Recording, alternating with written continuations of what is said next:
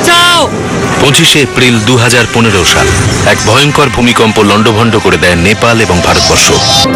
2 সপ্তাহ পর কোনো সংকেত না দিয়েই দ্বিতীয়বার আরো প্রবল ভূমিকম্প একই এলাকায় ঘটে। আমার হৃদস্পন্দন মানে হার্টবিট এতটাই বেড়ে গেছিল যে মনে হচ্ছিল মরেই যাব আমি। আপনি শুনতে পাবেন যে বাড়ির ভেতটা একেবারে গমগম করে কাঁপছে। প্রথমবার মাত্র 20 সেকেন্ড ভূমিকম্পের পর 8000 মানুষ মারা যায় এবং এর দ্বিগুণ বেশি মানুষ আহত হয় এবং অসংখ্য মানুষ নিখোঁজ হয়।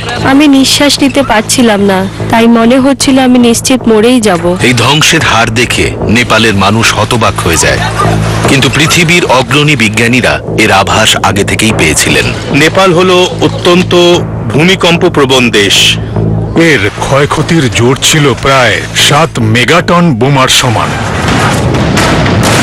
নেমে আসো। হে ঈশ্বর, আমাদের আশপাশের পাহাড় কাঁপছিল, মাটি কাঁপছিল।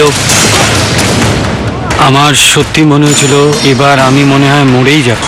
এখন সবচেয়ে বড় প্রশ্ন হলো, এরকম কি আবার হতে পারে?